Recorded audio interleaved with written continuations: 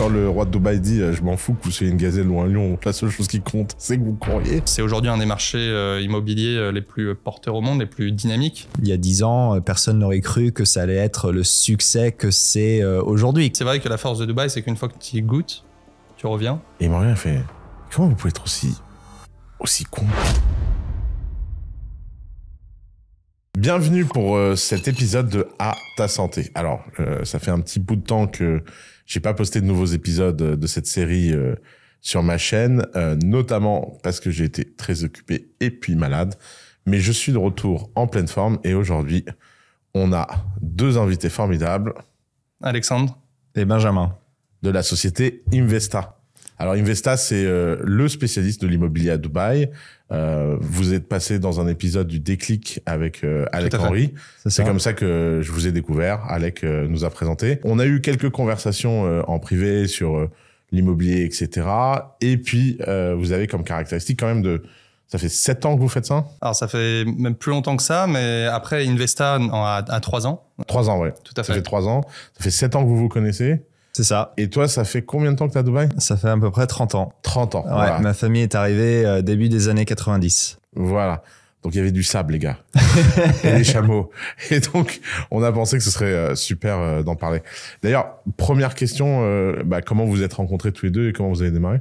On s'est rencontrés en fait à un anniversaire. Alors, en fait, moi, pour la petite anecdote, il y a beaucoup de gens qui quittent la France pour découvrir de nouveaux horizons et à se déménager à Dubaï, etc. Moi, pour le coup, j'étais à Dubaï et je l'ai fait à l'envers. J'ai déménagé à Paris. J'ai déménagé à Paris en connaissant personne. Donc, je suis sorti de ma zone de confort, etc. Enfin, voilà, j'ai fait tout from scratch. Et du coup, en France, c'est pas aussi facile de rencontrer du monde qu'à Dubaï. Et du coup, j'étais invité à un anniversaire à Deauville et c'est là qu'on s'est retrouvés. En fait, c'est là qu'on s'est rencontrés. Et puis on est restés très proches depuis. Ok, trop bien. D'ailleurs, tu dis c'est moins facile on a tout le temps la perspective des gens qui partent de Paris vers Dubaï et qui découvrent l'ouverture, la sécurité, etc. Ouais. Alors déjà, Dubaï, il y a 30 ans, c'était déjà aussi open, sûr qu'aujourd'hui? Non, c'était pas du tout.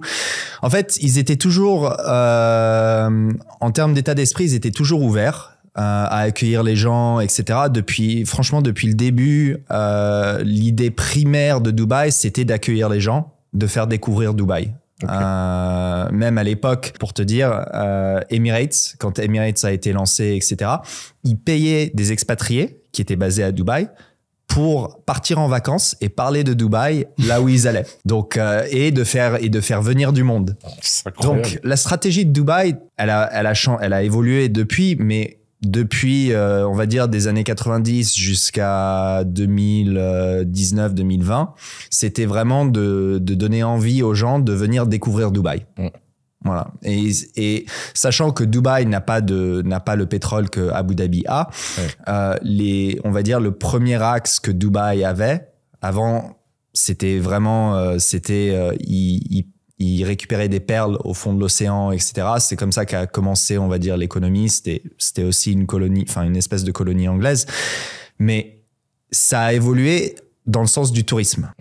Et c'est un des axes majeurs de Dubaï aujourd'hui.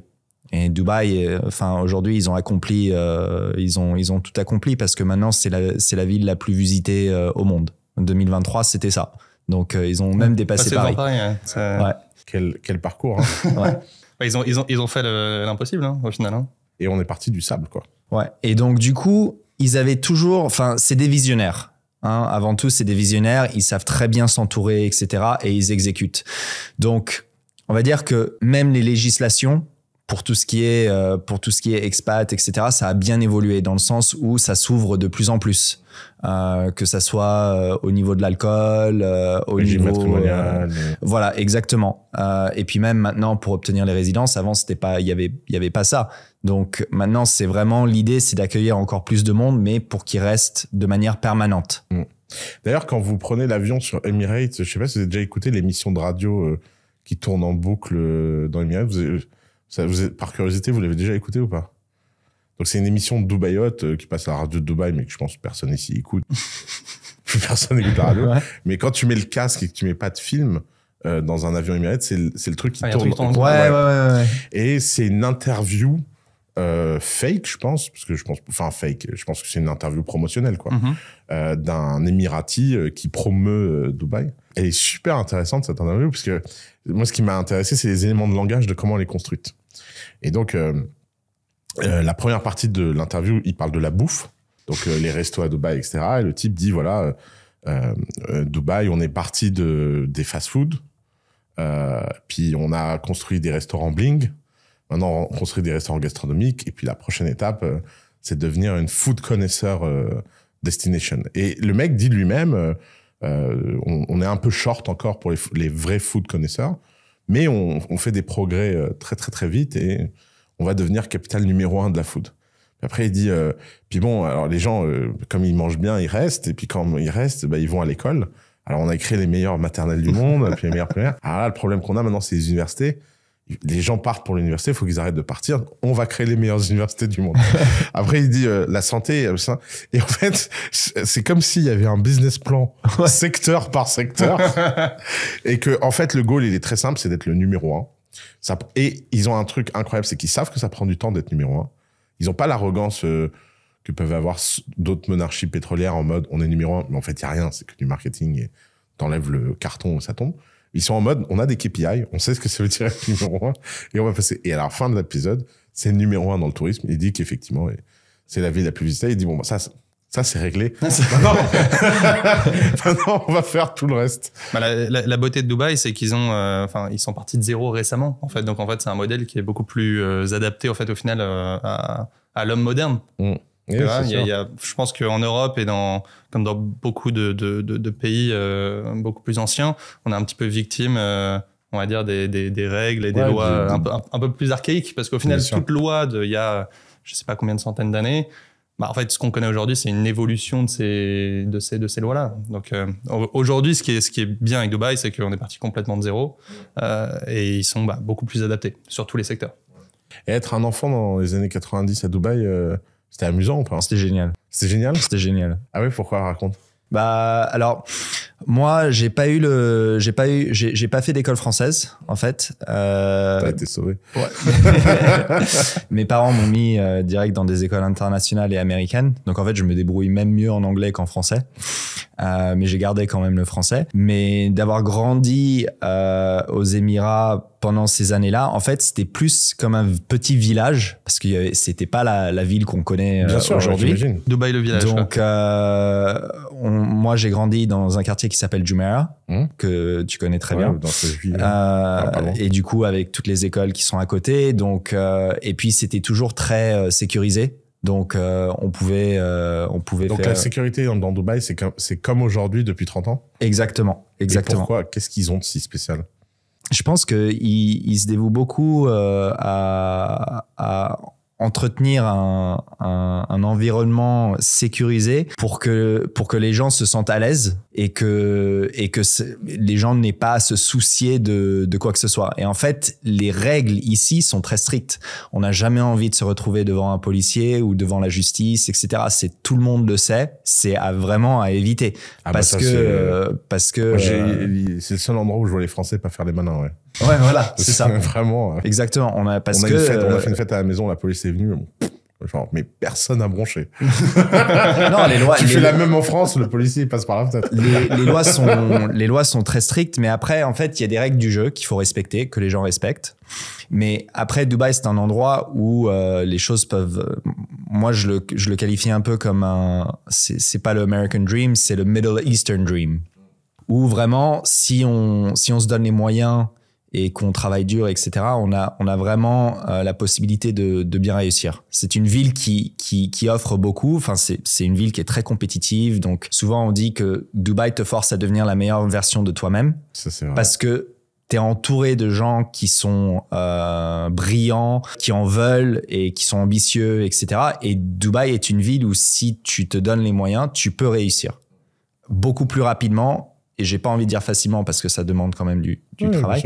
Donc en fait, ça donne un environnement donc sécurisé qui donne la possibilité aux gens d'exceller. Après, les barrières à l'entrée aussi à Dubaï sont anormalement élevées. Enfin, je veux dire, c'est pas donné à tout le monde de venir, tu prends pas tes valises, tu t'installes et tu vois comment ça se passe. Je pense que bon, tu trouves? Personnellement, ouais, je trouve que alors je trouve que c'est aussi un des gros avantages de Dubaï, c'est que le filtre qu'est Dubaï, c'est notamment de par les barrières à l'entrée de la ville. Je pense que c'est pas si simple de s'installer. Je pense que encore une fois, faut avoir une raison de venir ici. En fait, on peut pas venir ici et rien faire. Ah non, mais ça c'est sûr. Mais pour moi, c'est pas une barrière à l'entrée. Je trouve que s'installer à Londres ou à New York, c'est quand même beaucoup plus compliqué que s'installer à Dubaï. Hein. Oui, en fait, la vie, déjà d'ouvrir un compte bancaire. Déjà, il suffit juste de payer son visa. Ouais. New York, Londres. Déjà, t'oublies. Alors nous, on est français, Londres, ça va, mais je veux dire, t'es pas français, tu veux aller à Londres. Mais vous avez déjà vu le process d'immigration anglais ou le process d'immigration américain. C'est des délires. Moi, j'ai des entrepreneurs à The Family qui passaient 4 ans à faire un visa pour aller aux US. Et pendant 4 ans, ils faisaient des dossiers de 200 pages avec des articles de presse et tout. Ici, tu payes, t'as ton visa. Et pourtant, le filtre se ressent pas autant à Londres oui, mais c'est ça qui est fou. C'est ça qui est fou, en fait. Après, là, on en revient au fait que ici à Dubaï, t'as 90% d'expatriés. Donc, encore une fois, la population de Dubaï est faite d'étrangers. Donc, voilà. On va dire que toutes les personnes, la majorité des gens qui sont ici ont été filtrés. Ouais. Aux États-Unis, c'est marrant que tu vois ça comme une barrière d'entrée. Parce que c'est quoi la barrière d'entrée? Tu payes ton visa, c'est quand même accessible. C'est combien un visa? Je me souviens plus. J'ai honte. J'avais Mage avant vous qui a dit. Ouais, je crois que c'est 7500 dirhams, un truc comme ça. Donc, je te dirais que c'est pas vraiment en termes de, je pense, de visa ou de procédure, c'est plus en termes de compétitivité. Ouais, c'est ça. Je pense que la compétition ici était quand même très élevée, quel que soit le secteur. D'accord. C'est marrant parce que vraiment, ça me... Parce que moi, cette compétition, je le vois comme une faible barrière d'entrée. Ah oui? Mais oui, parce qu'en fait, c'est paradoxal. Mais quand t'as pas de compétition, la barrière d'entrée, elle est immense. À Paris, c'est qui tu connais, comment tu le connais, ou machin. Si t'es très bon et que tu viens à Paris, tu fais une boîte, t'as aucune chance. Ça suffit pas d'être très bon. Si tu sais pas appuyer sur les bons leviers et tout. Ici, les mecs sont en mode rien à foutre. Tu lances ton business. Bah, je pense et donc, la compétition, elle est dure parce que il y a du niveau, ça, c'est sûr. Mais pour moi, c'est pas une barrière d'entrée. C'est tout le monde a sa chance de tester et seuls les meilleurs vont survivre. Ce qui, pour moi, c'est plus que, tu vois, t'as la barrière à l'entrée, c'est dur de rentrer dans le marché. Et eux, c'est plutôt, c'est un océan rouge, le marché. Quoi que tu fasses, tu te fais buter si t'es pas bon, quoi. Et on le voit d'ailleurs dans les restos. Pour moi, les restos, c'est ce qui me choque le plus. Il y a une volatilité.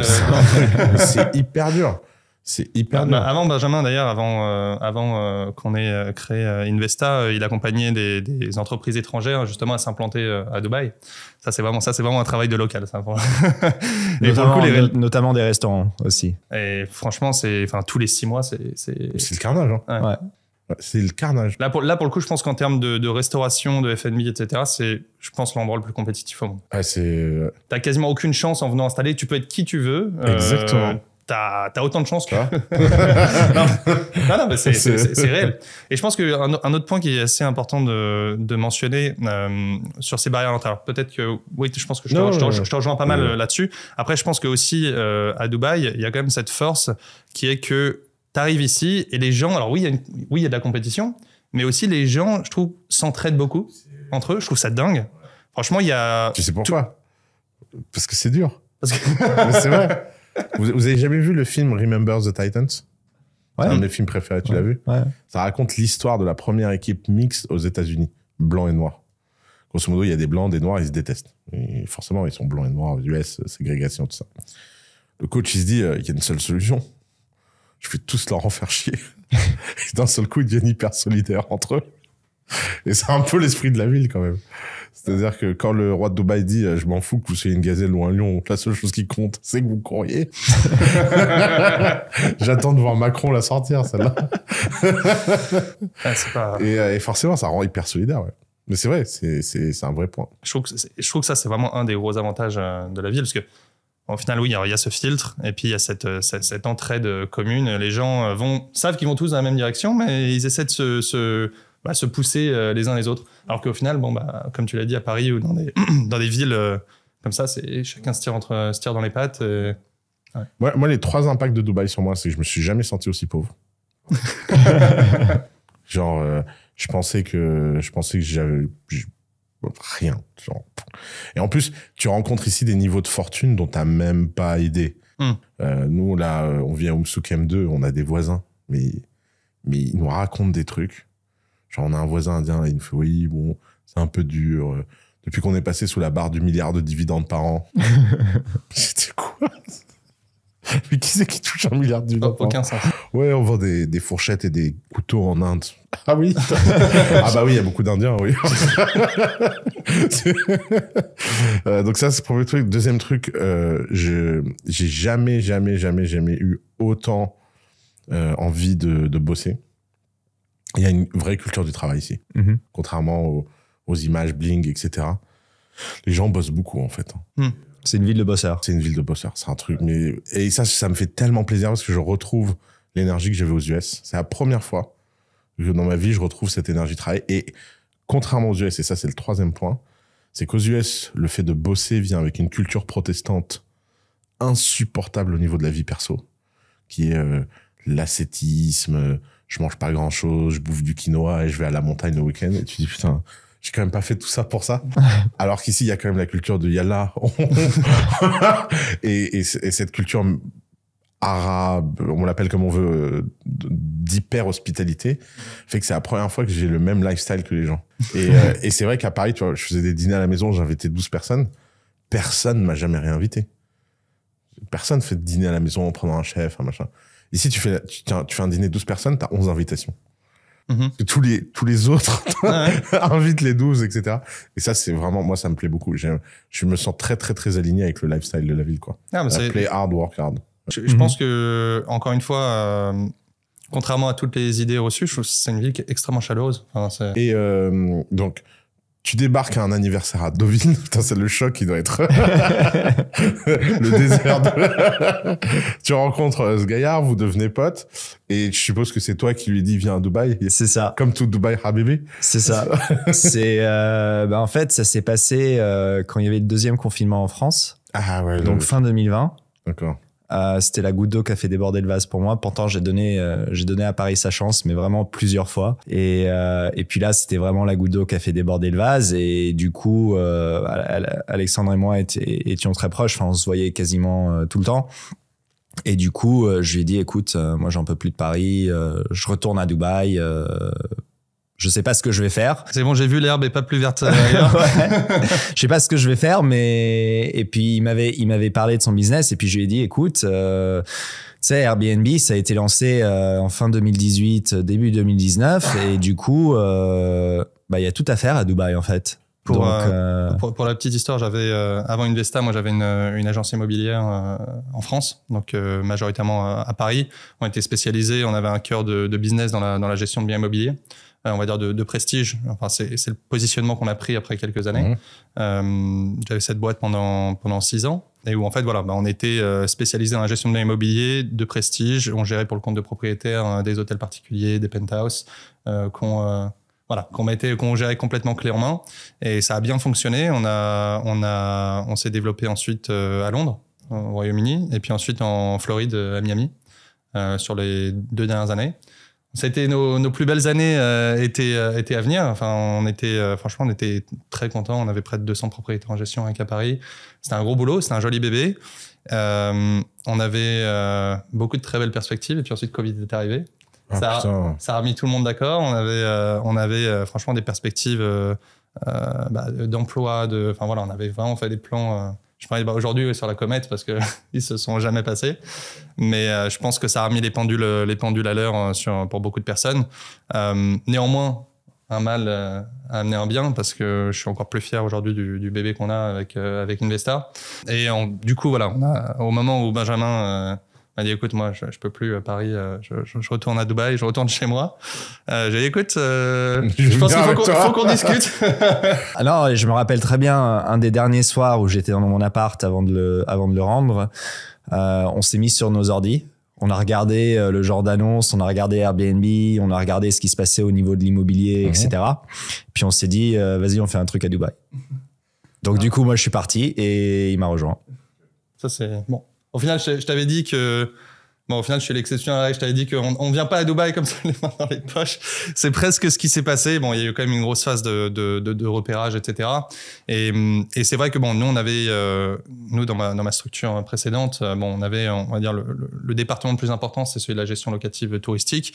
Après, on faisait pas mal de transactions également.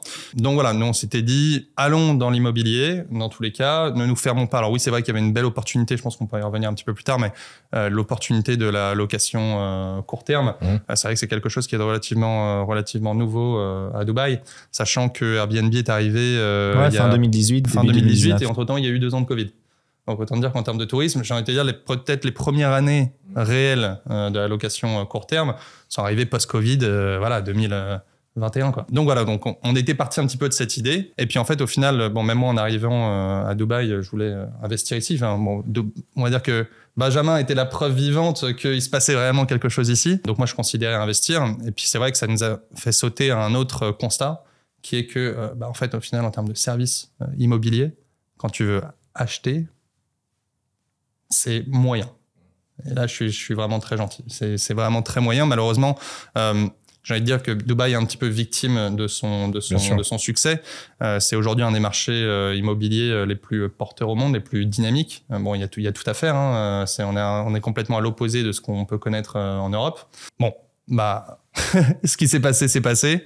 On s'est, moi, en voyant, on va dire, ce manque, j'allais dire presque ce manque de professionnalisme, parce que en France, bon, c'est un marché qui est tellement mature, c'est presque un peu boring en termes d'immobilier. Ici, c'est tellement dynamique, tellement porteur, que la majorité des gens, des acteurs sur le marché, se laissent complètement dévorer par ce dynamisme, au détriment du temps, de l'écoute, du service en fait en général.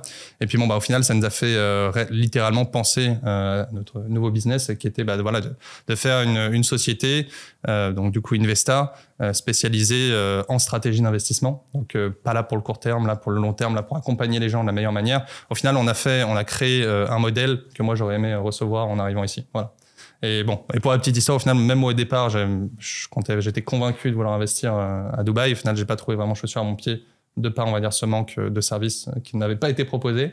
Et au final, j'ai investi au moment où on a créé notre structure. Tu t'es créé ton conseiller en investissement. C'est ça.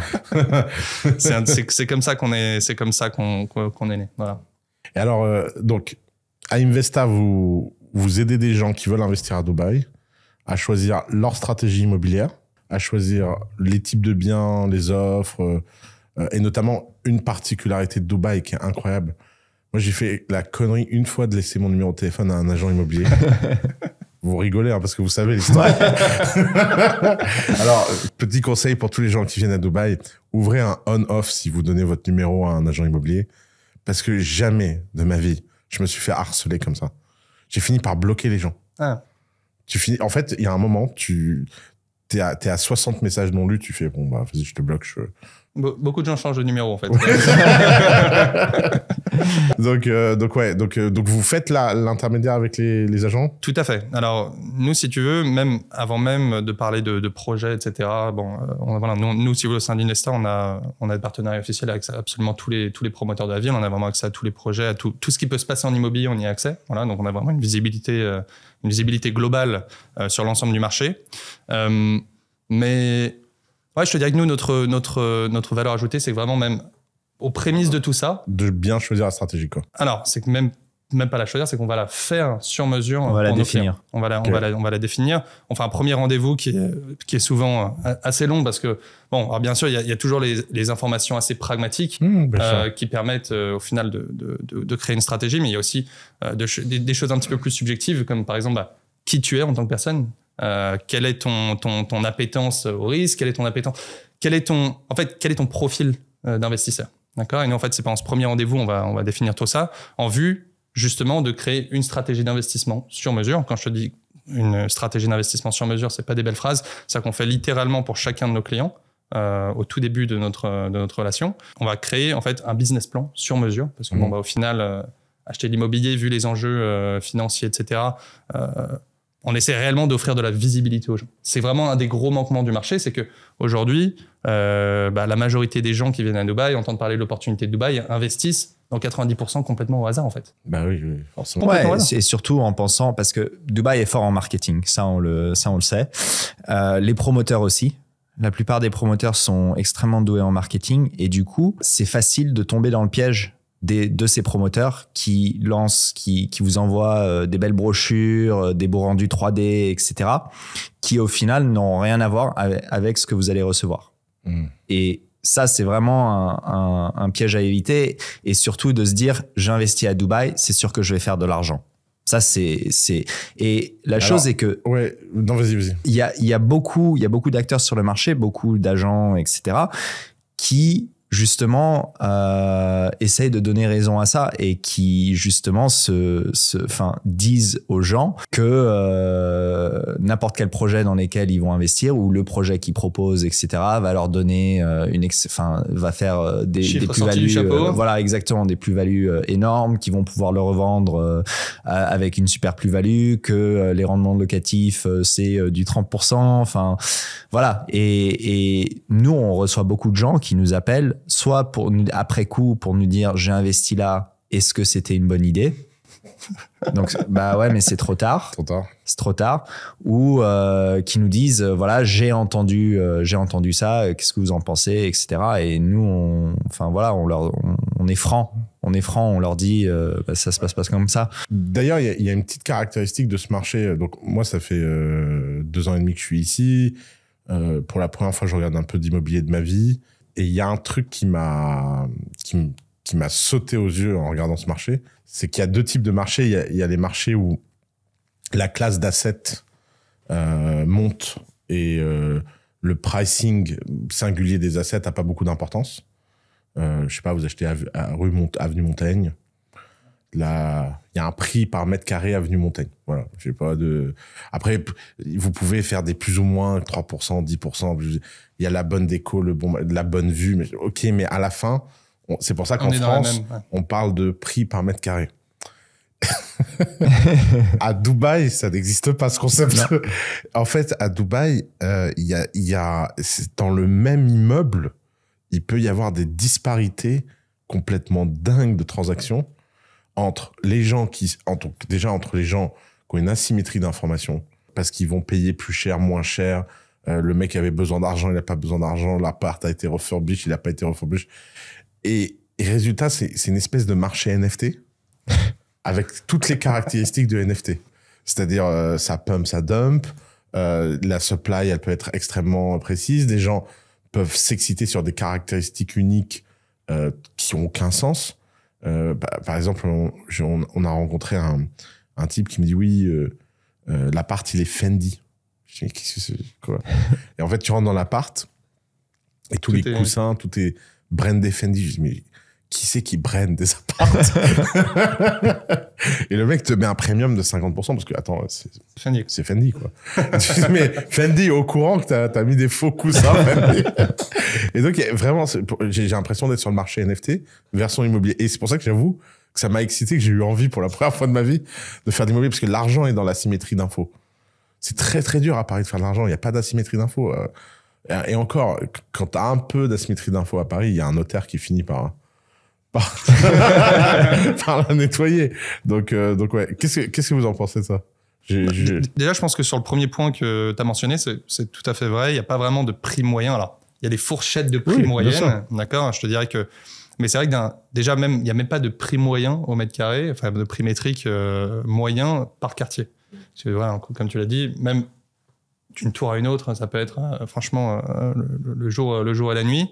Après, je te dirais que si jamais il y avait un prix. Alors, sur des zones, on va dire, primaires, il y a quand même, on va dire, des fourchettes de prix dans lesquelles se situe, on va dire, la majorité des propriétés. Je te dirais que ce prix, dans les zones primaires, est probablement situé dans les 6 000 euros du mètre carré, 6 000, 6 500. Et puis peut-être dans les zones secondaires, donc les quartiers un petit peu plus en devenir, on est plus peut-être dans les 3 000 4 000 euros. Voilà. Mais ouais, tu as tout à fait raison. Déjà, il faut partir du principe que tout ce qu'on peut connaître de l'immobilier, moi c'est pour ça que moi, quand je suis arrivé, pourtant j'ai fait de l'immobilier la majorité de ma vie. Quand je suis arrivé à Dubaï, j'ai dû tout réapprendre, littéralement. C'est complètement... Les personnes qui arrivent avec une mentalité européenne pour aborder le marché de Dubaï, mais ils foncent dans le mur. Massacré. Complètement. Donc je pense qu'il faut avoir cette... comment dire ça? il faut pouvoir, on va dire, être apte à réapprendre quelque chose qu'on connaît déjà très bien. Moi, c'est un bel exercice pour moi. Mais au final, en réalisant les règles du jeu ici, je me suis dit, mais pourquoi j'ai perdu mon temps pendant tant d'années? Parce que c'est vrai que, comme tu le dis, c'est un marché beaucoup plus excitant, beaucoup plus dynamique. Et en plus, comme il y a beaucoup de gens qui agissent beaucoup à chaud ici, c'est vrai que quand tu prends le temps, quand tu es réfléchi, quand tu sais lire entre les lignes, franchement, tu peux faire des superbes affaires, mais comme du jamais vu. Réellement du jamais vu. On aime bien dire que, et c'est pour ça qu'aussi, une des grandes lignes aussi de notre activité, c'est qu'on est, on va dire, spécialisé en création de patrimoine. Parce que on aime bien dire que si jamais tu es réfléchi, bien accompagné, tu peux littéralement te créer un patrimoine immobilier à vitesse grand V. Quand on parle de création de patrimoine en Europe, on parle de cycle de 20 ans. Ici, en 5-10 ans, j'ai pas envie de dire t'es le roi du pétrole, parce qu'il y a au final peu de pétrole à Dubaï. Il n'y a pas de pétrole, il y a un peu de gaz. D'ailleurs, c'est quoi les pires histoires d'horreur? Chacun, vous avez le droit à une histoire d'horreur que vous ayez vue dans ce marché et vous vous dites, mais c'est du jamais vu. Après, il y a les grands classiques. Il y a une vingtaine d'années, je pense que Benjamin pourra en dire plus que moi là-dessus, mais on va dire les règles, le marché était beaucoup moins bien, était très peu, voire pas régulé du tout. Donc en fait, les promoteurs immobiliers faisaient un petit peu ce qu'ils voulaient, repartaient avec les caisses, etc. Donc je te dirais que alors, il y aurait deux cas. Il y aurait déjà, forcément, tu achètes un bien, au final, la chose n'est jamais livrée. Ça arrive encore? Non, ça n'arrive plus du tout. Pourquoi? Alors, déjà, parce qu'en fait, tu as les autorités immobilières, donc le DLD, le Dubai Land Department et l'ARERA, qui ont complètement, on va dire, nettoyé le marché. Complètement. En fait, j'ai envie de dire que le marché immobilier à Dubaï a pris une place tellement importante dans l'économie de Dubaï. Et tu sais comment Dubaï fonctionne? Je pense sur tous les secteurs, l'image de Dubaï est ce qu'ils essayent de préserver à tout prix. D'accord? Et au final, en fait, ils vont essayer de tout faire pour que cette image soit préservée. Et bien entendu, si sur le marché immobilier, les acteurs locaux font tout et n'importe quoi, escroquent les gens qui viennent au final, qui considèrent Dubaï, ça va endommager énormément l'image de Dubaï. Et surtout que ça va aussi à l'encontre du développement de la ville, parce que Dubaï est une ville qui est vouée à se développer, à grossir, à accueillir plus de résidents. Ils veulent doubler la population d'ici quelques années. Enfin voilà, donc en fait, la mise en place de la RERA, enfin des autorités immobilières, a littéralement c'est passé pour pouvoir, on va dire, nettoyer complètement le marché. Donc ils ont mis des règles très strictes pour les promoteurs. Déjà maintenant, les promoteurs ne font plus du tout ce qu'ils veulent. Toutes les transactions sont encadrées. Il n'y a rien qui est laissé au hasard. C'est un marché qui aujourd'hui est extrêmement carré. D'accord? Encore une fois, il y a toujours le learning by doing tout le temps, mais il y a une chose à retenir, c'est que Dubaï apprend beaucoup de ses erreurs. En général, ne fait pas 2 fois les mêmes erreurs. Forcément, on est sur un pays qui est tout à fait, on va dire une ville dans le cas de Dubaï, tout à fait nouvelle. Donc il y a toujours des marges pour évoluer et parfaire ce qu'on a fait. Néanmoins, les erreurs se passent pas 2 fois. Ouais, donc du coup, ils ont implémenté ce qu'on appelle, maintenant les escrow accounts, donc les comptes séquestres, qui sont en fait des comptes qui sont ouverts spécialement pour le projet. Sécurisés. Voilà, ou justement, donc qui sont régulés par le gouvernement.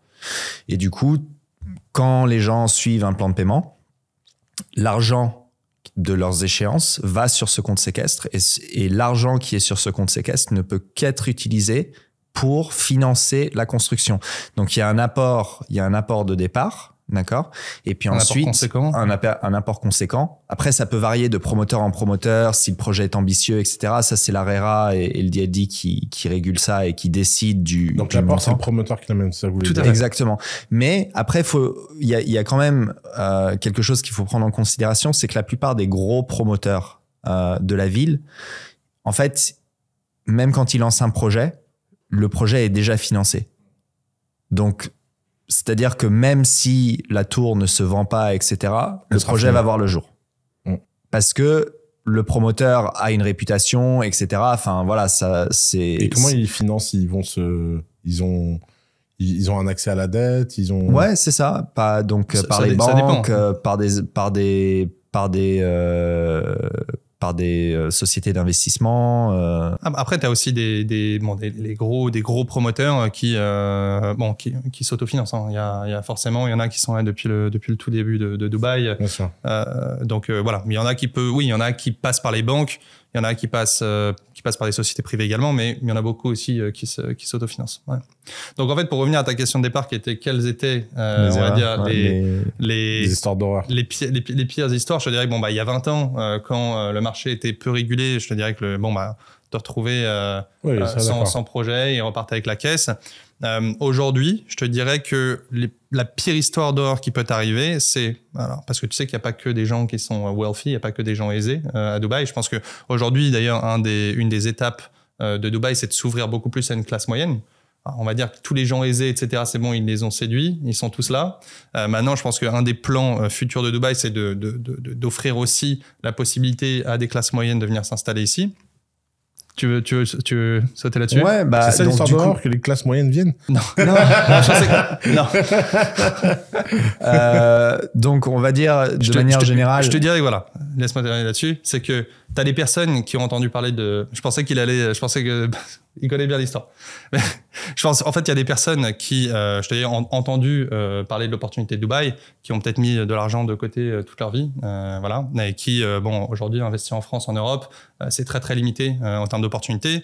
Ils ont entendu parler de l'opportunité de Dubaï, viennent ici, se font alpaguer par le premier venant, d'accord. Ils suivent ses conseils, achètent un bien qui au final ne valait pas du tout la peine. Et je pense qu'encore pire qu'un bien qui ne voit pas le jour, c'est d'avoir un bien de mauvaise qualité qui ne se revend pas, qui se dévalorise. Et ça, alors c'est sûr quand tu es quelqu'un d'aisé ou voilà, quand tu es... les conséquences sont pas les mêmes. Et c'est pour ça que nous, au final, dans notre service, c'est vraiment ce genre de constat qui peut parfois avoir franchement des conséquences désastreuses qui nous a fait penser notre service de cette manière. Voilà. Pour éviter... si tu veux, nous, toutes ces agences qui, au final, mènent à de mauvais investissements, qui, au final, dû d'une mauvaise expertise, moi, ça nous fait rigoler jusqu'à un certain point. Parce qu'encore une fois, parfois, dans le cadre de personnes qui mettent toutes les économies de leur vie, c'est... bien sûr. Je trouve ça plutôt alarmant. Voilà. Pour moi, c'est peut-être un peu plus gentil, l'histoire d'horreur. Mais parce qu'en fait, il y a de moins en moins d'histoires d'horreur qu'on peut rencontrer à Dubaï parce que voilà, l'environnement a évolué et a changé de la bonne manière. Mais je dirais, les gens qui achètent sur des projets et qui se font... où le projet a beaucoup de retard. Genre, je sais pas, 3, 5 ans de retard, etc. Et ils doivent suivre le plan de paiement, etc. Enfin, on a rencontré pas mal de gens qui essayaient de justement revendre ce genre de biens, mais que personne ne veut, quoi. Personne ne veut. Enfin, t'es obligé de revendre même à perte, etc. Mais tu sais pas quand est-ce que le bien il va être livré, donc et ton argent est bloqué. Comment on se prémunit des retards? Il s'explique comment sur les retards d'ailleurs? Honnêtement, dans ce qu'on appelle les SPA, les Sale and Purchase Agreement, donc les contrats d'achat, il y a des clauses justement qui en parlent. Mais ça peut être force majeure, ça peut être tout et n'importe quoi au final. Franchement, en toute transparence, ça je pense aussi c'est une des choses auxquelles il faut faire attention. T'es pas vraiment protégé contre les retards. Ça, c'est une réalité. Je pense qu'il faut en avoir conscience quand tu investis. Et d'où justement l'importance de savoir lire entre les lignes et de bien choisir ton promoteur et ton projet. Parce que c'est ta meilleure manière de te protéger contre ce type de pratique. Parce que si jamais tu choisis bien ton promoteur, bien ton projet, le retard n'arrive pas. Bon, il peut toujours y avoir des cas exceptionnels, mais on va dire les bons promoteurs, un des 3 points principaux qui fait qu'un bon promoteur est un bon promoteur, déjà, c'est bien entendu la qualité de leur finition et de construction. D'accord, bon, ça, c'est assez simple. Tu peux aller le voir même par toi-même, etc. C'est pour ça qu'aussi, il faut pas se fermer aux nouveaux promoteurs, etc. Néanmoins, il faut redoubler d'attention, d'accord, parce que forcément, tu n'as pas la possibilité d'aller voir peut-être des projets qu'ils ont déjà livrés, etc. Le deuxième point, c'est les livraisons à temps. Les bons promoteurs livrent à temps. D'accord, et ça, franchement, c'est facilement vérifiable. Je pense que le cas où tu as vraiment beaucoup de retard, c'est des c'est qu'en général, les promoteurs agissent de cette manière. D'accord. Voilà, je pense que pour moi, la meilleure manière de se prémunir... Ils promettent une date qui est impossible à tenir pour vendre et après, ils gèrent le mécontentement parce qu'ils savent que les gens sont collés, c'est ça? Alors, je te dirais qu'il n'y a pas vraiment de règles pour ça. Je te dirais que déjà, un temps de construction moyen, c'est dans les 3 ans. Ceux qui construisent en moins de 3 ans, il y en a, hein. Franchement, il y a un promoteur en particulier qui s'appelle Bingati. Je sais pas si t'as dû déjà le voir. Bon, aujourd'hui, ils ont pris un tout nouveau tournant qui est l'ultra luxe. Ils ont fait la tour Jacob & Co, la tour Bugatti, Mercedes. Bugatti, voilà, ils ont tous toutes collectionnées. Mais je te dirais que nous, ce qu'on trouvait super impressionnant avec Bingati au départ, c'est que les gars te construisent une tour en 1 an. Non, mais littéralement. Et de bonne qualité. C'est impressionnant. Et même, ça faisait un peu partie de leur... comment dire ça, un peu de leur campagne publicitaire. Ils te mettaient en fait la vidéo presque en temps réel sur l'année. Et tu voyais le truc qui, de mois en mois, mais c'était impressionnant. Moi, j'avais jamais vu ça à Dubaï de toute ma vie. Bon. Après... ils te promettent de construire une tour résidentielle Jacob & Co qui va être la plus haute tour résidentielle au monde. Je trouve que c'est des paris ambitieux parce que là, il n'y a pas que la rapidité de construction, etc. Il y a quand même aussi le côté... faut qu'elle tienne, finition, qualitatif, etc. Mais bon, franchement... D'ailleurs, j'ai le sentiment que Dubaï change beaucoup au niveau qualité de production. Notamment, un truc qui m'a choqué, moi, c'est les hôtels iconiques ici, les premiers One and Only, Royal Mirage, où les portes sont en plastique. Ce qui est du jamais vu, en fait, dans des hôtels de standard. Et quand tu vois, par exemple, le nouveau One and Only Zabil, qui est un chef-d'œuvre, mais vraiment en termes de finition, moi qui suis très, très sensible aux hôtels et aux meubles, c'est du niveau... c'est d'un niveau... Enfin, moi, j'ai construit un hôtel d'exception en France... qui a été élu dans les 10 plus beaux SLH du monde, avec Christophe Delaune. Donc, on connaît. Et là, enfin, il y a eu un progrès immense en 20 ans, en fait. C'est la même brand, c'est les mêmes propriétaires. Et ils ont vraiment fait un level up. Je pense que un des peut-être reproches qu'on peut faire à Dubaï en termes de construction, c'est la qualité qui était fournie auparavant. Donc après, ça dépend parce que par exemple la qualité Aymar d'il y a 20 ans était excellente, peut-être même mieux que ce qu'on a aujourd'hui. Moi, quand j'ai grandi ici, je sais pas, la première villa où on a habité, etc. Tout était en marbre. Il y avait du marbre partout. On le voit dans ma tour préférée de Dubaï, qui est Emirates Tower, qui est la première vraiment grande tour qui a été supervisée par Sheikh Mo en personne. Le niveau des finitions, il est invraisemblable. Ouais. Donc, il y a des exceptions. Mais de règle générale, franchement, c'était pas de la bonne qualité. C'était construit rapidement, low cost, etc. C'était fait avec les moyens du bord. Et la chose est que maintenant, 20 ans plus tard, les choses commencent à se dégrader. Il y a des problèmes, j'ai pas envie de dire structurels, mais il y a des problèmes au sein des appartes, les murs qui s'effritent, etc. Il y a une opportunité, vous pensez, sur ce marché de refurbish? Il va y avoir un cycle de refurbish ou pas? Ça c'est un gros... c'est un joli point. Juste simplement pour rebondir sur ce que Benjamin disait, c'est que ça va qu'à l'époque, les standards de qualité étaient beaucoup moins bien qu'aujourd'hui. Je pense que la Marina, donc la Dubai Marina, qui est le premier quartier de Dubaï, en est un parfait exemple. Parce que sur le papier, tout le monde a envie de vivre à la Marina. C'est le quartier où tu as peut-être un peu une vie de quartier qu'on peut connaître à l'européenne, où tu peux marcher, etc. Tu as des choses walking distance. Néanmoins, quand tu regardes de plus près, se loger à la Marina, c'est compliqué. Parce qu'il y a, au final, les bâtiments ont vraiment mal vieilli. Donc voilà, sur le papier, les gens ont envie d'y vivre. Même acheter un bien là-bas, c'est compliqué. Trouver des tours de bonne qualité, c'est compliqué. Donc je te dirais que je pense que la Marina est un peu un cas d'école en immobilier. Je pense que ça a mis quand même pas mal la lumière justement sur l'importance des bonnes constructions. Maintenant, sur ta question de refurbish, il y en a déjà qui le font. Je te dirais que oui, dans tous les cas, c'est un modèle européen au final, d'acheter, retaper, revendre. Je te dirais que par contre, c'est beaucoup plus fastidieux. Il y a des manières beaucoup plus simples de faire de l'argent à Dubaï. Voilà. Donc oui, alors un cycle de refurbishment, oui, je pense qu'il est déjà existant. Je pense qu'il y en a déjà qui le font. Il y a même déjà des quartiers, par exemple à Jumeirah Island, où ils sont en train de, enfin même pas de raser, mais il y a des groupes qui rachètent toutes les maisons de Jumeirah Island pour les retaper de manière, voilà.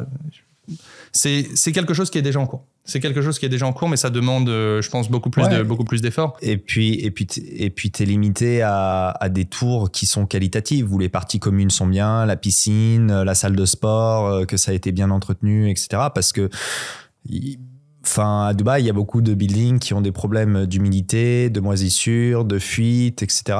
Ça, c'est quelque chose qui arrive souvent. Donc, et la chose est qu'on a beau rénover le bien en question, il y aura toujours peut-être ces problèmes structurels et les parties communes sont si en fait la copropriété, les membres du Owners Association, si ils décident ensemble de rénover les parties communes, à ce moment-là ça sera fait, mais le promoteur il le fait pas, donc Et au final, les parties communes sont tout aussi importantes que l'appartement en lui-même. Donc, je pense que même ce modèle-là, c'est à ses limites. Ok, intéressant. Et en termes de futur de la ville, le front de mer est pratiquement complètement construit. Il y a une nouvelle palme qui va être construite. Qui est déjà construite. L'île est déjà prête. Même celle en croissant, là, en grand croissant. Je sais qu'il y a il va y avoir combien de palmes au final? 2. Il devait y en avoir une 3e à Deira, mais le projet a été abandonné et maintenant c'est Deira Islands. C'est toujours Nakheel qui le fait, mais c'est un autre projet, quoi. Okay. Et donc, voyez-vous, c'est quoi les grands quartiers de l'avenir de Dubaï pour vous? Bon, ça, c'est une bonne question. Après, la chose est que Dubaï est très fort pour créer de nouveaux quartiers qui auront du succès. Par exemple, Dubai Hills. En Dubai Hills, il y a 10 ans, personne n'aurait cru que ça allait être le succès que c'est aujourd'hui, quoi. Donc, moi, j'ai pas compris. Hein. Ouais. Quand on y va à Dubaï, c'est quoi? C'est Westland. Après, c'est très vert, c'est très central, c'est très bien desservi. Desperate Housewives, quoi. Ouais. C'est un peu le Beverly Hills. Mais donc, du coup, les nouveaux quartiers, ça, il y en a aujourd'hui qui sont en construction, mais il y en a encore qu'on connaît pas, qui vont voir le jour. Il y a Mohammed bin Rashid City, qui est un énorme, d'ailleurs Dubai Hills en fait partie, mais c'est un énorme projet. C'est un énorme projet avec plein de promoteurs différents, etc. Et ça a vocation à être le quartier, entre guillemets, mais la zone la plus verte de Dubaï. Ouais, j'ai vu ça. Et il y a pas mal de projets intéressants. Après, il y a Dubai Creek Harbor, qui est voué à devenir le deuxième downtown de Dubaï. Avec la tour la plus haute du monde. Donc ça, c'est en... Ils vont faire une tour encore plus haute que le Burj. Ouais. C'était censé être appelé la Creek Tower pendant... le projet avait été officialisé, etc. Il y avait la maquette. Au final, ils ont annoncé qu'ils allaient repenser le design, etc. Mais oui, bon, après, au final, je crois qu'ils ont... Les dernières nouvelles, c'est qu'elle va faire probablement à peu près la même taille que le Burj Khalifa, peut-être un petit peu plus haute. Mais après, à un moment, c'est flippant quand même. Hein. Ouais. Il y a un moment, c'est juste trop haut, en fait. Je sais pas si vous avez le vertige, vous, mais putain, il y a des apparts à Dubaï, des fois, t'es au bord de la fenêtre, tu dis, j'espère qu'elle tient, la fenêtre. De toute façon, dans le Burj Khalifa, t'as l'impression d'être dans un avion, donc quand t'es là-haut, c'est même impression. Mais je pense que ce qui est intéressant, ce que Benjamin a mentionné par rapport à cette Creek Tower, c'est que ce quartier, tu sais comment c'est construit au final Dubai Downtown. Ils ont planté le Burj Khalifa et une partie le Dubai Mall. Ouais. Et ensuite, tout ce quartier s'est construit autour, en fait. Et c'est là où, encore une fois, Emaar sont quand même très forts. C'est dans cette création de centres d'intérêt, de quartiers. Franchement, ça, c'est leur vraie expertise. C'est vraiment leur vraie expertise. Nous, si tu veux, encore une fois, au sein d'Investa, on va toujours essayer de rechercher la rareté d'un bien durant une stratégie. Et je te dirais que, littéralement, Emaar sont les experts dans cette création de rareté à l'échelle de Dubaï, en créant vraiment des zones uniques Et tu peux être sûr que tous les quartiers qu'ils entreprennent, en général, fonctionnent. Et c'est ce qui est en train de se passer. C'est ce qui va se passer avec Rick Harbour. C'est que leur idée, c'est de reproduire maintenant que Dubai Downtown est complètement saturé. Il y a plus de fonds, il y a quasiment plus de foncier. Enfin, il y a un projet. Il y a un projet tous les 6 mois qui sort. Tous les plots sont déjà quasiment pris. Maintenant, ça est en train de se répandre sur Business Bay. Mais ce qu'ils souhaitent faire avec Rick Harbour, c'est exactement le même modèle. Créer un gros centre d'intérêt, un gros centre économique et construire en fait un tout nouveau quartier autour. Et justement, en parlant d'Emar et justement pour revenir à un autre quartier d'avenir à Dubaï, c'est Mina Rached et Dubai Maritime City. Qui sont aujourd'hui. J'ai vu un projet incroyable là, en pré-vente. Ouais, et du coup, donc comme tu le disais, les fronts de mer, tout est atomisé, etc. Mais là, en fait, il y a 2 zones, donc Mina Rached et Dubai Maritime City, qui sont au bord de la mer, qui vont être des tout nouveaux quartiers. Donc Mina Rached qui va devenir la nouvelle marina de Dubaï. Elle est extrêmement bien située, etc. Et du coup, l'idée, c'est de ne pas répliquer les mêmes erreurs qu'ils ont faites avec la première marina. Il y aura même un Dubai Mall by the Sea. Enfin voilà, il y aura plein. Et ça, en fait, c'est plus au nord de Dubaï, etc. Donc c'est plus proche du vieux Dubaï, mais c'est extrêmement bien situé parce que c'est à côté justement de Jumeirah, la mer, etc. Donc ça, c'est un autre quartier qui est intéressant. Je pense peut-être un autre qui est intéressant de mentionner, c'est au sud de Dubaï. Alors, ils ont créé une communauté qui s'appelle Uptown. Et en fait, là-dedans, ils comptent également construire une tour qui va faire la taille du Burj Khalifa, qui va s'appeler Uptown.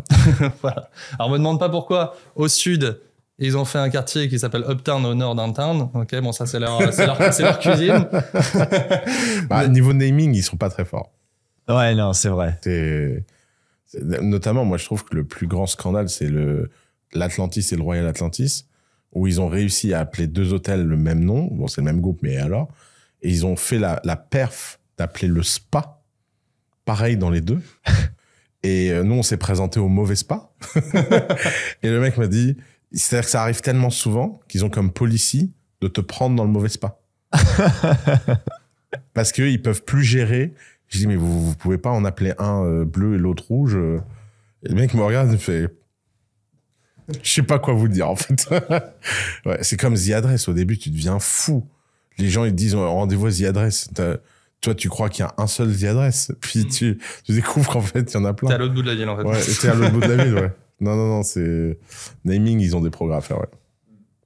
Umsukem 1, Umsukem 2, Umsukem 3. Ouais.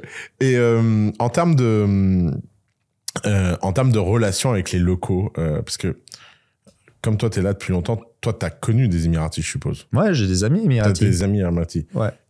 Pour quelqu'un comme moi qui est arrivé il y a 2 ans et demi, ils sont invisibles. Ils n'existent pas, on les voit jamais, parce qu'ils sont devenus une hyper minorité dans la ville. Bah c'est ça, maintenant il y a 92% d'expatriés. Voilà, c'est ça, 92. Oh, ils sont passés sous la barre des 10% ouais, de temps. Ouais. Ah, c'est une barre symbolique quand même. Ouais. Bah en fait, moi j'ai envie de dire, il y a 2 Dubaï. Il y a le Dubaï des expatriés, et puis il y a le Dubaï des locaux. Donc, et c'est pas les mêmes fréquentations. C'est pas les mêmes fréquentations. J'ai envie de dire, il y a quelques locaux qui sortent dans les endroits des Occidentaux, etc. Ils sont plutôt jeunes. Voilà, et ils sont pas habillés en tenue locale. Ouais, d'accord. Enfin, surtout parce que, enfin, s'ils sortent, etc., ils peuvent pas représenter en fait le pays, donc ils sont un peu plus modernes. Après, ça dépend des familles, etc. Il y en a qui sont un peu plus ouvertes, d'autres qui sont plus conservatrices. Mais du coup, ils fréquentent d'autres endroits. Donc, il y a des endroits. J'ai pas envie de dire que c'est créé pour des locaux parce que c'est pas la question. C'est fait pour tout le monde, etc. Mais les locaux se retrouvent dans ces zones-là. Et souvent, c'est dans le vieux Dubaï, donc Jumeirah, Sukim. Il y a beaucoup de cafés, de restos, etc. qui sont fréquentés quasiment que par des locaux. Et puis surtout aussi, voilà, ça revient à l'éducation, à comment la famille voit les choses, etc. S'ils sont modernes ou pas. Enfin, voilà. Et alors, toi qui connais des locaux, c'est quoi leur sentiment avec tout ce qui se passe autour d'eux là? Bah, eux, ils sont très fiers. Ils sont très fiers. Ils sont fiers. Intéressant. Ouais. J'ai pas vu venir cette réponse. Ils sont extrêmement fiers. Tu vois le filtre français? Ouais. Bon, allez. Ils sont fiers. Bon, dans ta gueule. Ils sont extrêmement fiers. Ils savent que, on va dire, le succès de Dubaï dépend aussi de beaucoup, des expatriés, des gens qui viennent aider à construire cette ville, à la faire développer. Je peux te raconter une anecdote, moi on s'est installé à Soukem. Mm-hmm. On est dans la maison, je vais faire les courses. Une vieille femme là, qui, dans la rue, ouvre la porte, vient vers moi. Elle me dit en arabe Ahlan, inti min wen. Je lui dis je suis de la maison là-bas, je viens du Liban et tout. On parle, elle me dit c'est génial, vous êtes installé dans ce quartier. Je dis oui, on est plusieurs dans la maison, etc. Et elle me regarde et elle me dit merci de rendre Dubaï formidable. Je dis de rien. Et elle me dit bon, et alors vous aimez manger quoi et tout, parce qu'elle me dit est-ce que t'aimes les aubergines? Je dis oui, bien sûr, on adore les aubergines et tout. Elle dit d'accord. Puis elle part. Je fais mes courses, je reviens, et là, elle revient, elle me dit, ça vient de notre ferme. Elle nous offre des aubergines. Et là, je me dis, mais what the fuck? Et donc, effectivement, j'avais senti ce côté, merci aux expatriés de rendre notre vie formidable. Ouais, ils sont extrêmement fiers, de ce qu'ils ont accompli. Après, ils savent que, culturellement, il y a pas autant de culture, il n'y a pas autant d'histoire que, par exemple, en Europe, etc. Mais, en fait, cette culture et cette histoire, elle s'écrit maintenant. C'est ça. D'ailleurs, j'en ai marre, moi, des gens qui disent qu'il n'y a pas de patrimoine à Dubaï. Et maintenant, j'ai une réponse toute faite. Je dis à tout le monde que le patrimoine de Dubaï, c'est le futur. C'est ça. Elle est belle. Vraiment, arrêtez de nous faire chier. On étudiera Dubaï dans 300 ans. C'est là, il y a vraiment une construction incroyable. Vous avez visité le musée du futur? Ouais. Quelle claque. Ouais. Mais quelle claque. Ouais. D'abord, je sais pas ce que vous en pensez, vous, mais moi, c'est le premier bâtiment d'art contemporain depuis très longtemps où j'ai de l'émotion. Parce que tous les trucs là d'art contemporain, peut-être à part la fondation Louis Vuitton qui a un chef-d'œuvre, mais souvent les trucs qui sont... Tu dis, putain, t'as l'impression que si c'est moderne, c'est sans émotion. Là, c'est vraiment... très minimaliste. Ouais, là, c'est très beau, quoi. Il y a un côté, tu te dis, ah putain, le futur, il peut être chaleureux. Et alors, la claque, en plus, j'étais un fan, mais là, je me suis dit, ah ouais, faudrait rendre ce musée obligatoire à tous les hommes politiques dans le monde, en visite les uns après les autres. Et surtout, les simulations vidéo qui font la ville, je crois que je sais plus exactement, ils mettent dans 20 ans. 2070, ouais. C'est ça. Dubaï, c'est censé être le business plan de la ville pour Dubaï 2070. C'est, franchement... Et ils en font un business rentable. Incroyable. Ils construisent un musée pour présenter leur vision du futur et ils en font le musée le plus rentable du monde. Et d'ailleurs, j'ai pris une vraie claque sur ce sujet-là avec un des dirigeants du musée. Parce qu'il me disait, il disait qu'il adorait le Louvre, mais qu'il comprend pas le Louvre. Je dis, qu'est-ce que vous comprenez pas? Il dit, un ticket, c'est 20 €. Comment vous financez le Louvre? Je dis, l'État, les taxes, tout ça, enfin, du normal, quoi. Et il m'a regardé, il fait, comment vous pouvez être aussi con? Et il me dit, mais moi, le Louvre, je ferais 5 catégories de prix. Je ferais une expérience VIP Louvre, 1000 € avec dîner dans le Louvre. Elle serait sold out tous les jours. Je ferais une expérience 500 €, une expérience 250 €, une expérience 100 €.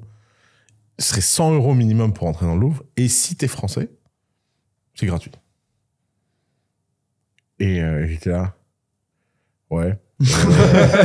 Et il me dit, mais c'est pas normal que ce truc produise pas des milliards de valeur pour votre pays. J'étais là. Ouais. Moi, je vais arrêter de rien dire. Et en fait, ça m'a montré leur vision des services publics ici. C'est que c'est censé être contributing à l'argent du pays. Construire un musée du futur, ils voient pas ça comme une dépense. Ils voient ça comme un centre de bénéfice. Ouais, tout est géré comme une entreprise. Et puis maintenant, il y a beaucoup de IPO sur les services publics. Donc, par exemple, DIWA, oui, j'ai vu. Dubai Taxi, il y a plein de sociétés qui commencent à s'y mettre. Mais en fait, l'idée, c'est que tout soit rentable. Exactement. Ouais. Et en termes de... Toujours sur les histoires de locaux, ils sont actifs dans le marché immobilier. Ils sont très actifs. Ils achètent, ils vendent, ils participent. Alors, il y a Emaar qui est le promoteur star. D'ailleurs, Emaar, c'est semi-gouvernemental. C'est semi-gouvernemental, ouais, c'est ça. Et en face, il y a Damac qui l'est pas. Exactement. Qui est une famille privée. Saoudienne. Saoudienne. C'est ça. Ok, d'accord. Et ensuite, entre les deux, il y a pas mal de... Après, tu as Nahil aussi, qui est l'entreprise du Cher, qui est une entreprise également... Nahil, c'est l'entreprise de Chekmo. C'est celle qui a construit la Palm Jumeirah, celle qui a construit... Voilà. Et qui également a une grosse partie des terrains à Dubaï. Par exemple, JVC, c'est une communauté Nahil. Ok. Donc Nahil détient beaucoup de terrains parce que c'est des terrains qui appartiennent à Sheikh Mohammed, qui vendent ou qui développent.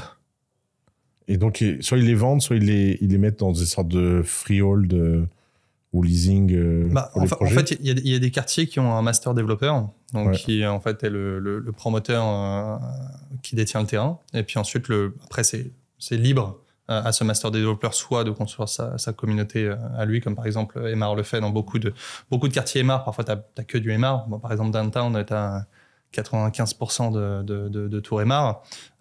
Et après, tu en as d'autres qui décident de revendre à des promoteurs tiers. Voilà. D'ailleurs, vous avez vu l'interview du CEO de Emaar là récemment Ouais.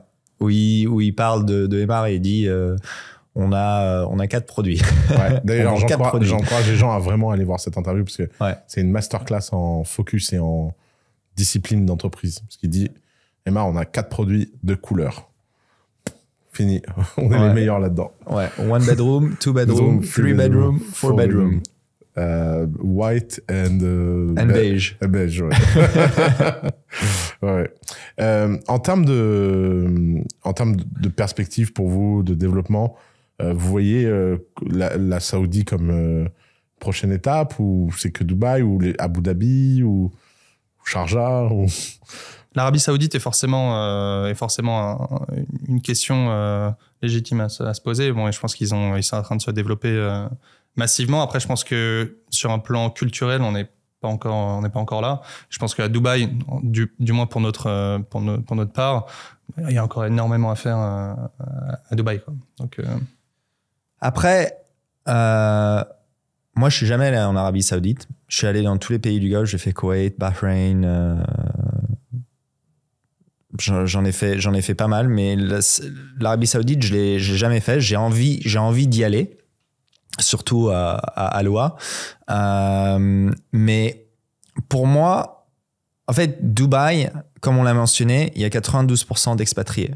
Donc, quand on est à Dubaï, on ne se sent pas dans une ville arabe. On se sent dans une ville cosmopolite, internationale, etc. Mis à part la culture, les mosquées, etc., il y a rien. Donc, et du coup, c'est pour ça qu'on s'y sent aussi à l'aise. On s'y sent aussi à l'aise, c'est facile de rencontrer du monde, etc.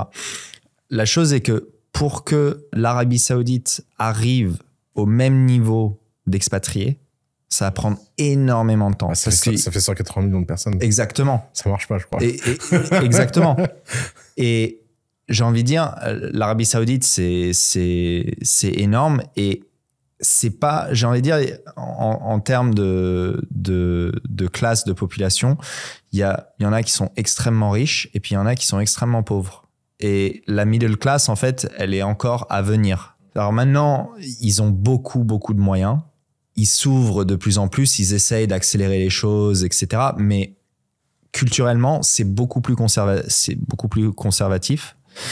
Et après, moi, j'aime pas trop parler de religion parce que je trouve ça secondaire, etc. Mais l'Arabie Saoudite, c'est la capitale de l'islam. Ouais, bien sûr. Donc, ça a quand même une importance. Donc, ils peuvent pas faire tout et n'importe quoi. Et puis, politiquement aussi, c'est pas aussi stable que Dubaï. Dubaï, depuis ces derniers 50 ans, c'est hyper stable. Après, on ne sait pas ce qui se passe dans les couloirs, etc. Mais il y a un leader, les gens le suivent, il y a des directives, c'est actionné, c'est exécuté. L'Arabie Saoudite, c'est pas aussi stable politiquement que Dubaï. Et pour que ça prospère, il faut justement cette stabilité politique. Une des raisons pour lesquelles Dubaï a aussi bien fonctionné aussi, c'était parce que c'était une valeur refuge pour toute la zone du Moyen-Orient. Les gens qui avaient de l'argent, soit en Inde, au Yémen, en Jordanie, au Liban, enfin voilà, des économies qui sont plutôt volatiles, qui sont pas vraiment sécurisées, etc. Les gens ont placé leur argent à Dubaï, notamment dans l'immobilier. C'est pour ça que souvent on peut dire aussi que ouais, mais il y a plein de tours à Dubaï, mais les lumières sont pas allumées, on a l'impression que c'est des tours vides. Peut-être il n'y a pas de locataires, etc. Mais c'est des gens qui détiennent ces biens, ils ont placé leur argent. Donc cette stabilité, elle n'existe pas encore en Arabie Saoudite. C'est intéressant, tu dis ce sentiment de ville vide. J'ai entendu souvent ce truc, mais moi j'arrive pas à comprendre de quoi les gens parlent. Parce qu'en fait, mine de rien, les gens partent du bureau assez tôt à Dubaï. Mm-hmm. C'est vrai que c'est pas une ville où les gens ont un lifestyle de work late. Ils font pas de J'ai pas l'impression qu'il y a une culture de présentéisme ici. Non, pas vraiment. Dans les boîtes. Non, tu trouves? Pas forcément. Parce non, que, pas forcément. Franchement, ici, je sais pas, tu vas à une banque, elle ferme à 16h. À 16h00, elle est fermée. Hein. Y a pas, t'es pas en France, on a une vraie culture de présentéisme qu'on n'a pas ici, je trouve. Enfin, souvent, les gens me disent, ouais, c'est vide, mais tu y as été dans la journée. Le quartier, il est plein. Les gens, ils rentrent chez eux, ils ont une vie. Donc, ouais. Vous pensez que c'est un fantasme, ce truc de Dubaï, ville vide? C'est vrai qu'on a beaucoup entendu ça. J'entends tout le temps, moi, ouais. Ouais, on a beaucoup entendu ça. Bon, nous, personnellement, voilà. La réalité, c'est que tous ces appartements, qu'ils soient vides ou non, ils appartiennent à quelqu'un. Voilà. Ça, c'est. Mais est-ce que c'est un constat flagrant? C'est dur de trouver un truc à louer. Hein. Non, c'est quelque chose de qualité. Ouais. Ouais, c'est hyper dur. Hein. Nous, on a visité, je sais pas, 60 villas avant de trouver une villa dans laquelle on se plaisait, quoi. J'ai envie de te dire qu'aussi, ça contribue un petit peu à des gros avantages en termes d'immobilier de Dubaï, des avantages que Dubaï confère. Je pense que, le premier gros avantage de Dubaï, et ce pourquoi c'est aussi un des endroits les plus intéressants où investir, c'est que déjà, tu as un immobilier qui en reste tout à fait abordable, mais de l'autre côté, tu as des loyers, de par une attractivité très forte, tu as des loyers qui sont très élevés. Ça coûte très cher de se louer ici. Tu as un bon yield à Dubaï. Tu as un super bon rental yield. Donc ça, c'est vraiment le premier argument. Après, bon, forcément, tu as long terme, moyen terme, court terme. Court terme, on peut en revenir rapidement, mais un des gros avantages, et ce pourquoi aussi on avait considéré au départ se lancer exclusivement sur ce secteur, c'est que ici, la location court terme est régulée, mais elle est complètement encouragée. En France, aujourd'hui, acheter un bien pour le louer en court terme, ça n'a plus aucun sens. T'es limité à 120 jours, enfin voilà, autant louer en long terme. Ici, franchement, t'achètes ton bien, tu peux en faire ce que tu veux, tu peux louer 365 jours dans l'année, t'en fais ce que tu veux. Donc oui, le premier gros avantage, c'est que t'as un immobilier abordable, et des loyers très élevés de par une attractivité très forte, et donc des rental yields très élevés. Voilà. Qu'est-ce que vous répondez aux gens qui disent Dubaï, c'est une bulle immobilière, ça va corriger Alex adore cette question. Ça c'est la deuxième grande phrase. Alors, déjà, d'une part, les buildings sont vides. Ouais. Et puis après, Dubaï est une bulle. Et sachant que les gens qui disent cette phrase ont tort donc depuis 30 ans. C'est ça. Après, je pense que... Ils vont bien finir par avoir raison un jour. Après, l'histoire l'a montré, il y a eu des fluctuations à Dubaï. Après, une bulle... non, parce que les gens sont là, les plans, les perspectives sont concrètes. Moi, je pense qu'il y a encore une énorme marge d'évolution, justement, parce qu'encore une fois, quand on compare les prix de Dubaï par rapport à des capitales européennes, franchement, en Europe, c'est x2, x3 facilement. Et aux US aux US, à New York, c'est x3 facile. Et ça, c'est sans même parler des grandes capitales asiatiques. D'ailleurs, New York, même si tu regardes ce qui est comparable, à savoir Dubaï et Manhattan, parce que quand même, c'est un peu le standard, c'est plus que x3. Hein. C'est plus que x3. Ouais. Donc, t'es plus à x6, x7. Hein. Si jamais tu prends des quartiers secondaires de Dubaï, oui, t'es facile à x7. Ouais. Après, sur des biens, on va dire, dans des quartiers primaires, centraux, etc., des choses un petit peu plus comparables à ce que tu peux trouver à Manhattan, par exemple. Là, tu comparais Marina à Manhattan? Parce que c'est la comparaison que j'ai fait, en fait. Non. Pas vraiment. Ouais, d'accord. Pas vraiment. Et tu comparais quoi à Manhattan? Peut-être Downtown. Ouais, Downtown. Downtown. Ouais, Downtown, c'est x4. Ouais. Downtown et peut-être City Walk. Stewart, parce que t'as tout le sud, tout le sud de New York. Je me suis amusé à faire un tableau comme ça m'amusait comme quartier par quartier, bâtiment par bâtiment.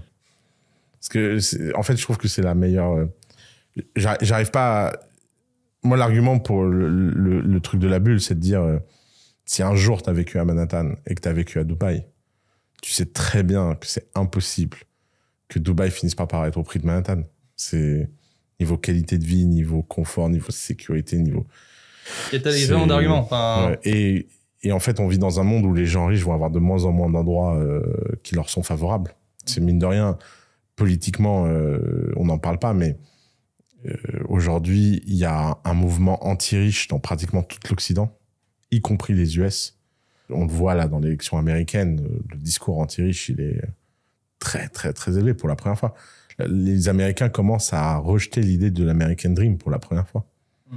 Et ça, c'est des shifts culturels qui vont avoir un impact immense sur l'immobilier, parce que quand tu es aisé et que tu achètes un grand appartement et que tu te sens pas à l'aise et que tu te dis, putain, ça crée de la jalousie, ils vont venir me brûler ma maison, le fait de trouver une safe place, une safe land, il n'y en a pas. Et il n'y en a pas beaucoup de safe places dans le monde. Singapour, presque pas, Dubaï, en fait. c'est quoi? Et aucune n'a vraiment le lifestyle de Dubaï. Non, exactement. Ouais, peut-être la Suisse, oui, mais tu t'emmerdes. Ouais. Exactement, ouais. Donc il y a une position assez unique quand même. La question de la bulle, elle est, enfin bon, personne n'a de boule de cristal, hein. Non, on n'est jamais à l'abri de quoi que ce soit. Je pense que le Covid l'a prouvé. Après, je pense que nous. D'ailleurs, on peut jouer à mon jeu préféré. C'est quoi les 3 événements qui pourraient faire écrouler le marché de Dubaï? Bah, une guerre. Alors une guerre, ouais, d'accord. Donc guerre. Tu peux risquer. Mais guerre dans quel sens, genre avec qui voudrait attaquer Dubaï d'après toi? Bah, il y a le Yémen. Ouais. Une petite histoire avec. Ouais, le Yémen qui attaque Dubaï, on va. Ouais, enfin, il y avait des drones, des trucs. Ouais, j'ai pas trop compris. Moi, je pense le plus gros problème qui pourrait y avoir, ça serait si Sheikh Hamdan, qui suivra Sheikh Mohammed, fait du n'importe quoi. Ça, c'est un vrai risque. Pour moi, c'est le risque. Ouais. C'est le risque. Est-ce que ça arrivera? Je pense pas, parce que il le groom justement pour qu'il devienne successeur et qu'il fasse. Il a 2 caractéristiques. Il n'était pas destiné à être le successeur. Ouais, parce que son frère est décédé. Ça aide. Et il a le soutien de son frère. C'est un beau duo. Donc, Faz et lui. Donc, il y a un vrai... il y a un truc intéressant. Donc voilà, pour moi, c'est le plus gros risque, mais je pense pas que ça se passera, parce qu'il y a trop d'enjeux, etc. Dubaï est trop bien parti, mais pour moi, c'est le risque. Je t'aurais dit le 3e, c'est une pandémie. Hein. on n'est plus à l'abri, mais et encore une fois, même la pandémie, je trouve que même plus un obstacle. C'est plutôt résilient, Dubaï, non? C'est que Dubaï a extrêmement sorti son épingle du jeu grâce au Covid. Mais c'est une ville qui est faite pour ce genre de situation, parce que des gens sont disciplinés, ils respectent les autorités. Enfin, ça va vite de régler le problème, quoi. Je te dirais qu'à part peut-être C'est marrant, parce que moi, il y a un risque structurel auquel je pense tout le temps, et je touche du bois et je n'en saute pas, mais il y a un truc qui pourrait détruire la courbe de Dubaï et qui la détruirait, mais immédiatement, et le risque tend vers 1, pas vers 0. C'est un attentat terroriste. C'est quand même la cible numéro 1. C'est Shaitanland. Et c'est un truc que j'avais pas compris. Et en fait, moi, la première fois que j'ai visité le Burj Khalifa, je me suis dit, mais ils sont débiles. On est à Dubaï, c'est quoi ce niveau de sécurité? Ça n'a aucun sens. Et un jour, il y a un Émirati qui me dit, mais t'es un malade. C'est la cible numéro 1 des terroristes dans le monde. Et d'un seul coup, j'ai compris qu'en fait, ils n'avaient pas peur de se faire cambrioler. Ouais. Et ça, c'est vraiment... Puis ça, c'est on-off. Hein. Après, je pense que t'as 10 000 morts. Dans n'importe quel pays. Non. Mais c'est vrai que celui-ci, vu que c'est vrai que ça a cette image d'être intouchable, c'est vrai que si ça arrive, ça va faire tomber beaucoup de gens de haut. Non, Puis, il y a un côté à Dubaï... Enfin, tu vois, t'as un attentat en France, c'est ton pays... Enfin, c'est ton pays. T'es là, t'es né là. T'as une forme de résilience et d'acceptation du... Faut se relever, faut se battre, etc. Pas oublier que les expatriés, y a un truc comme ça structurel, traumatisant, machin.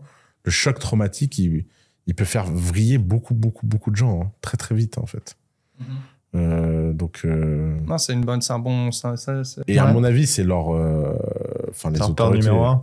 J'ai l'impression c'est leur phobie, hein, c'est pour ça que Dubaï est, enfin, au niveau de la sécurité, enfin, des visas à l'aéroport, il y a des caméras partout. La police, est-ce que tu les vois dans la rue? Non, ils sont civils.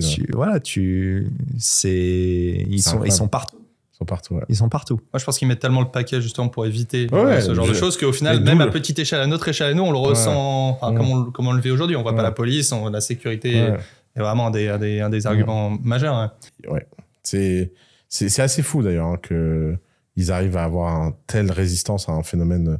Parce que pour bien connaître la culture de ce côté-là de la rivière, Dubaï, c'est dur pour un musulman fondamentaliste. Hein. Parce qu'en plus, ça crée de la prospérité, de la réussite, du bonheur, et les gens ont l'air plutôt heureux. C'est pas bon, ça. Ça, c'est une défaite à 3 niveaux, quand même. Hein. C'est une défaite idéologique, économique et sociale. Donc, ça commence à faire beaucoup pour ces gens. Mais ouais. En tout cas, je touche du bois. Mais ça fait 2 ans et demi que je me dis, qu'est-ce qui pourrait... J'arrive pas à trouver. Parce que tout le monde me parle de la bulle, mais moi, les gens comprennent pas que les prix, c'est que de l'offre et de la demande. Et tant que la demande augmente, et là, on va avoir on a eu la vague des Russes, on va avoir la vague des Chinois. Ces Chinois, je sais pas où ils peuvent aller dans le monde, les pauvres, tu vois. T'es un milliardaire chinois, tu veux t'extraire un peu du Parti communiste, tu vas où? Y a personne qui veut de toi. Les US, ils veulent pas de toi. Le Canada, il veut pas de toi. L'Europe veut pas de toi. Il y a un seul endroit où on dit Welcome Habibi, c'est ici. Donc, c'est vraiment... et ils ont cette capacité incroyable à faire. Et d'ailleurs, moi, j'ai un scénario d'or pour Dubaï auquel je crois dur comme fer. Et je souhaite, pour plein de raisons, que ça arrive. C'est l'écroulement du régime iranien, qui est fort probable. Il y a quand même... les Iraniens... moi, j'ai vécu à Los Angeles pendant des années. C'est Téhéran City, Los Angeles. Les Iraniens sont un peuple extrêmement cultivé, prospère et tout. Ils n'attendent que ça, de pouvoir revenir dans leur pays, développer leur pays. Le jour où ce géant en face de Dubaï, et en plus ici, ils sont culturellement très proches. Parce qu'en fait, ce qui est marrant, c'est que les Émiratis sont des Iraniens qui ont émigré, c'est des tribus nomades iraniennes qui ont émigré ici, ils sont d'ethnie farsi, ils sont pas du tout... ils se sentent pas très proches de l'Arabie Saoudite. Ils ont beaucoup de mal culturellement à créer des ponts, des liens, ils s'aiment pas, ils se jalousent. Alors que les Iraniens, ils attendent que ça, en fait. Et ça va être une plateforme incroyable. L'immobilier, l'économie, la recherche, l'agriculture. Ouais, surtout qu'ils sont hyper intelligents. C'est un délire. C'est un peuple hors du commun. Et il suffit juste d'un tout petit changement de régime pour que d'un seul coup, ça se reprice au bon niveau. Donc, et ça pourrait être une vraie zone de prospérité pour Dubaï. Genre immense. Parce que les banques, le seul pays qui a continué à soutenir l'Iran contre tout, en laissant les gens avoir des visas, en laissant les gens avoir des comptes en banque, etc., c'est Dubaï, avec la bénédiction des US. Puisque les US sont omniprésents à Dubaï, et ils ont laissé... ils ont des bases militaires ici. Ouais, ils ont des bases militaires, et ils ont laissé Dubaï être la soupape de l'Iran pour pas que le peuple s'écroule sur lui-même, quoi. Donc non, il y a beaucoup de perspectives intéressantes. Moi, je pense qu'en termes de bulle, la question de la bulle, encore une fois, on peut pas vraiment y répondre. Non. Après, je pense qu'il y a des choses qu'on peut prendre un petit peu dans notre quotidien, et moi, c'est quelque chose que j'aime bien dire, mais encore une fois, tu as raison, c'est de l'offre et de la demande. L'attractivité de Dubaï, elle est grandissante. Ça, je pense que personne ne peut dire quoi que ce soit par rapport à ça. Tu peux même faire une petite expérience. Tu rencontres des gens sur 10 personnes dans la rue. 9 d'entre elles, tu leur demandes, ça fait combien de temps que tu es ici, combien de fois tu es venu à Dubaï, ils vont te dire, ça fait 4, 5 fois, je suis resté 2, 3, 4, 5 mois. Tu fais le même test en France. Les gens, si c'est des étrangers, ils vont te dire, moi, ça fait 1 semaine que je suis là. Et voilà, c'est le voyage de notre vie, et puis ils reviennent jamais. Ici, c'est vrai que la force de Dubaï, c'est qu'une fois que tu y goûtes, tu reviens. Et puis, et je pense que ton envie Dubaï, c'est 100% de sceptiques, 10% de déçus. C'est la réalité. Et je pense que ça... On devrait faire un t-shirt pour la France. On dirait voir le gouvernement leur dire balancer ces t-shirts dans la rue en France. Et je pense que ça, le gouvernement le sait bien. C'est pour ça qu'aussi l'Expo universelle a été un aussi gros tournant pour Dubaï. Parce que, alors oui, on parle de l'arrivée des Russes, etc. Néanmoins, l'Expo universelle a été un réel tournant. Bon, de manière générale, l'Expo est toujours un gros tournant pour toute ville dans laquelle ça se passe. Là, en l'occurrence, Dubaï avait beaucoup d'enjeux là-dedans parce que 16 millions de personnes en 6 mois, d'accord, c'est gigantesque, mais c'est surtout 16 millions de personnes qui vont revenir. Donc, en fait, l'impact de l'Expo universelle, c'était pas ces 6 mois d'Expo, c'était sur les années à venir. Ah, bien sûr. Donc je pense que c'est impossible de répondre à la question de cette bulle. Néanmoins, je pense qu'il y a des choses assez concrètes qui se passent, assez factuelles, qui quand même tentent à dire que la bulle, c'est un peu une fantaisie. On n'est pas à l'abri de corrections. Il y en a eu dans le passé, etc. Néanmoins, une personne qui investit à Dubaï sera toujours gagnante sur le long terme. Voilà.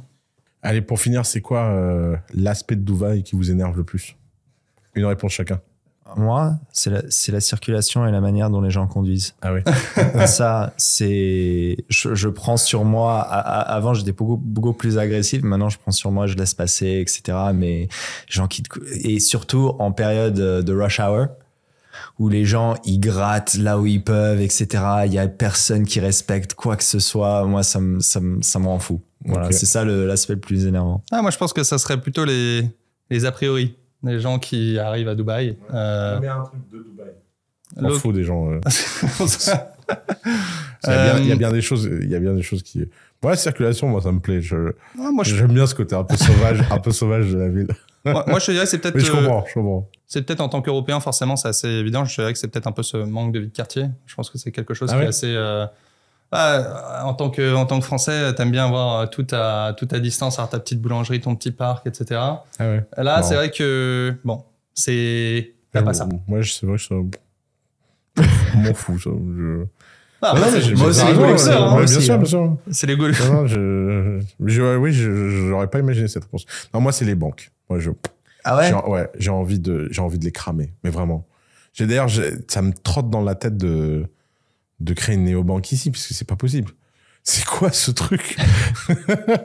La dernière fois, j'étais à la banque, ils ont refusé un de mes chèques, dans ce putain de paiement plan, là. Tu fais tous les chèques d'avance, là. Ouais. Et donc, le chèque, il est rejeté. Je me dis, mais pourquoi le chèque est rejeté? Ah, votre signature, monsieur, elle est pas bonne. Ouais. Je dis, mais comment ça, ma signature est pas bonne? Bon, je refais une signature, j'envoie. Le chèque est rejeté. Le promoteur, il me dit, mais vous savez pas signer? Je dis, vous vous foutez de ma gueule. C'est ma signature. Je vais à la banque, au guichet. Je donne mon Emirate ID, mon passeport. Je signe le chèque devant elle. Elle refuse le chèque, elle me dit non, c'est pas ma signature.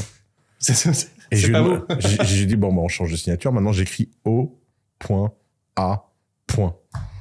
Parce que mon espèce de truc là, j'arrive jamais à le faire 2 fois pareil, c'est impossible.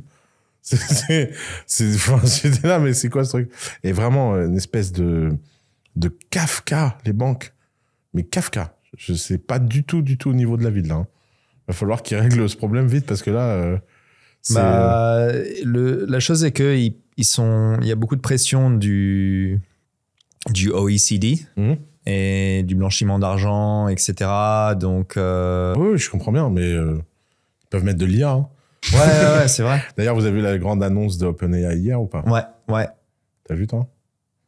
OpenAI annonce un partenariat officiel avec le gouvernement des Émirats pour faire des Émirats le premier groundbreaking AI country in the world. Et ils vont mettre OpenAI à tous les niveaux du gouvernement, de l'éducation et de la santé. C'est dingue. Ouais, et ils vont littéralement utiliser les Émirats comme un laboratoire de test. Putain, ouais. C'est le futur. C'est le futur. On vit dans le futur. Bon, les amis, si vous avez envie de parler immobilier, on va mettre un petit lien en bas de la vidéo. Je te laisse expliquer. Non, avec plaisir. On peut mettre... vu que tu nous as fait le plaisir de nous inviter, on va mettre un lien Calendly sur lequel les gens peuvent prendre un rendez-vous et faire... On sera content d'offrir une consultation à qui nous contacte via ce lien. Du coup. Alors faites gaffe, le dernier qui a fait ça, il a eu son numéro WhatsApp qui a sauté. Et il s'est fait bannir par WhatsApp par spam. Donc préparez-vous bien pour le nombre de calls, parce qu'à mon avis, il va y avoir énormément de calls. Merci beaucoup. Merci beaucoup pour l'invitation.